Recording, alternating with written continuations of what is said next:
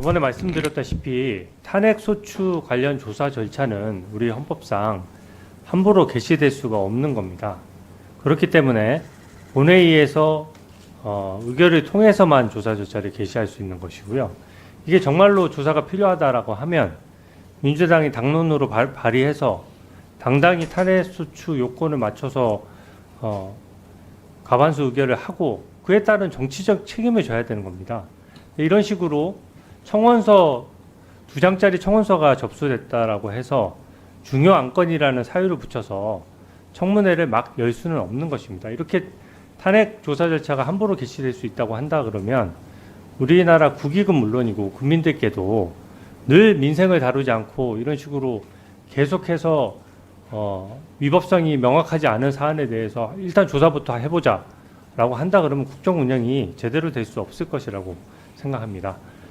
이게 지금 중요한 안건이라고 하면서 지난번에 결국은 청문회를 열겠다고 했는데 그렇게 중요한 안건이면 대체 토론을 왜 그렇게 제안하는 것입니까? 중요한 건일수록 대체 토론을 더 자세히 해야죠.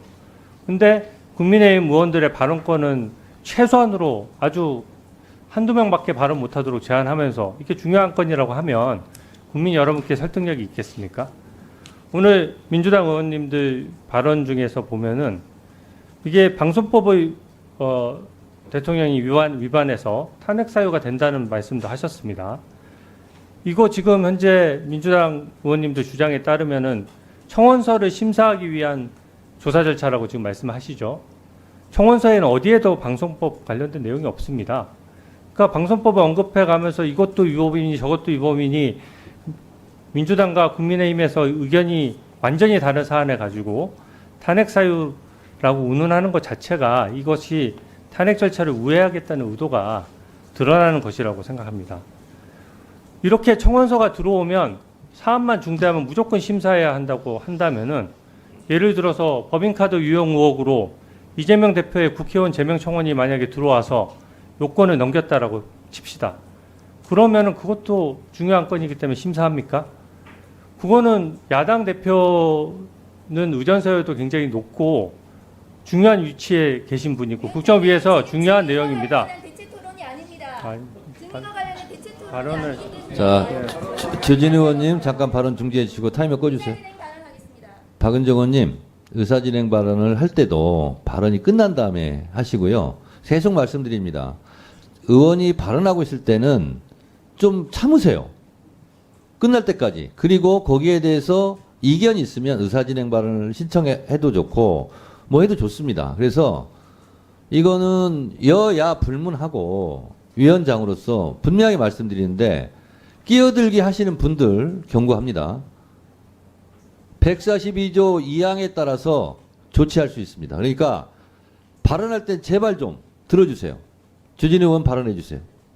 법인카드 유용 의혹으로 아까 이재명 대표 국회의원 제명 청원을 예시로 들었는데요. 증인과 관련된 대체 토론이 아닙니다. 아니, 제가 발언을 좀 하시게 하시오. 증인과 관련된 대체 박은정 의원님 그러니까 그 증언과 발언도 관련된 대체 끝나고 토론 내용이 하세요. 맞습니다. 끝나고 그게 왜 하세요. 아닙니까?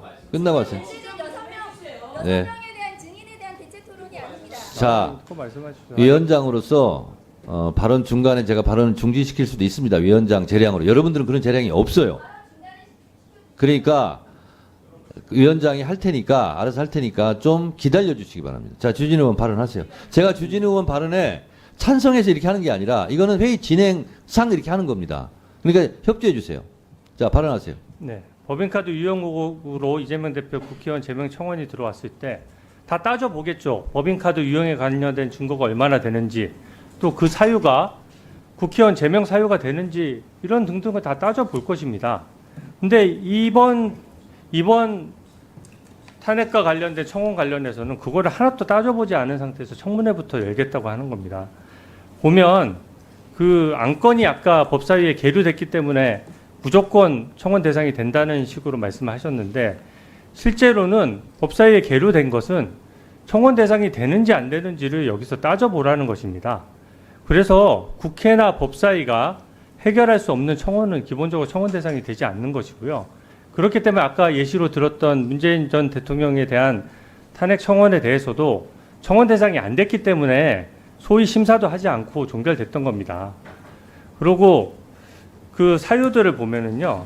지금 순직 해병대원 사건 현재 수사 중일 뿐만 아니라 박정훈 수사단장이 일주일 만에 천척도 안 되는 조사 결과 가지고 8명 입건했는데 얼마 전에 1년여 만에 경찰 수사 결과가 나왔습니다. 근데 수사 결과가 완전히 박정훈 수사단장 결론하고 달랐죠. 국방부 장관이 박정훈 수사단장의 조사 결과를 신뢰하지 못하고 그걸 지적했다고 하더라도 그것이 바로 직권남용이라고 단정하기 어려운 겁니다. 근데 무조건 탄핵 사유가 될 수도 있다는 거 가정에서 조사부터 하고 본다는 것은 이거는 탄핵 소추 절차를 엄격히 하라는 헌법 정신에도 맞지 않는 내용이고요. 더더군다나 지금 증인으로 신청된 사람들 보면은 여기 버젓이 도이치모터스 주가 조작 사건이라고 나와 있지 않습니까?